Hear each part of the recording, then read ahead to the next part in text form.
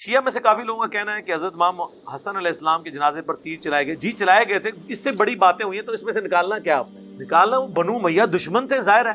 یعنی وہ حضرت حسن ابن علی نے خواہش ظاہر کی تھی کہ میں نے روضہ شریف میں دفن ہونا ہے. اما عائشہ نے اجازت بھی دے دی, سیدہ عائشہ نے اجازت دے دی تھی, لیکن بنو امیہ چونکہ حکمران تھی, مروان بن حکم مدینے کا گورنر تھا حضرت معاویہ کی طرف سے, انہوں نے کہا یہ تو حسن کو اگر یہاں پہ دفنایا گیا تو یہ تو پھر بنو ہاشم کو پرائورٹی مل جائے گی اس حوالے سے.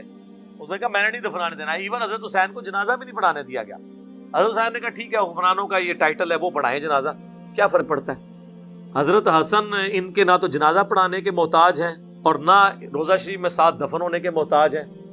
وہ دفن ہونے سے پہلے ہی ان کو جنتی نوجوانوں کا سردار بتا دیا گیا ہے. جامعہ ترمذی میں حدیث موجود ہے, ٹھیک ہے.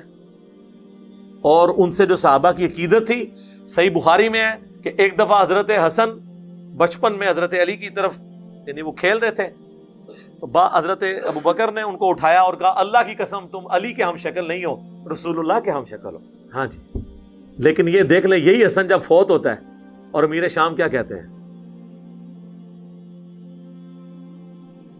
وہ ابو داؤد 4131, مقدام تمہیں پتہ ہے حسن ابن علی فوت ہو گئے ہیں, تو انہوں نے کہا انا للہ و انا الیہ راجعون. ابو داؤد تو لے کے آئے کہ قال فلان, فلان نے کہا, عمرو بن عمل نے کہا کہ معاویہ نے کہا حسن کہ مرنے کو تم مصیبت سمجھ رہے ہو.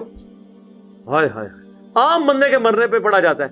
انہوں نے کہا کہ معاویہ تیری اس بات نے مجھے انتہائی تکلیف دی ہے, میں اس وقت تک یہاں سے نہیں اٹھوں گا جب تک کہ میں تجھے ایسی باتیں نہ سناؤں جسے سن کے تجھے غصہ آئے, اور اگر میں جھوٹ بولوں تو کہہ دینا میں جھوٹا ہوں, اور اگر میں سچ کہہ رہا ہوں تو میری تصدیق کر.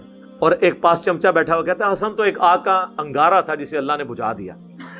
یعنی وہ ہر ٹائم ان کے سر پہ لٹکی ہوئی تلوار تھی کہ ان کے ساتھ ٹریٹی کی ہے اور پوری کرنی پڑے گی.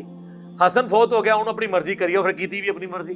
پھر حضرت مقدام نے وہاں پہ پھر کلمہ حق بلند کیا. انہوں نے کہا بتا, ہاں رسول اللہ نے کیا مردوں کے لیے ریشم کو منع نہیں کیا, سونا منع نہیں کیا, چیتوں کی اور درندوں کی کھال پہننے سے ان کو بچھا کے ان پہ بیٹھنا یہ تکبر کی علامت نہیں ہے. ان کا معاویہ تینوں کام تیرے گھر میں ہوتے ہیں.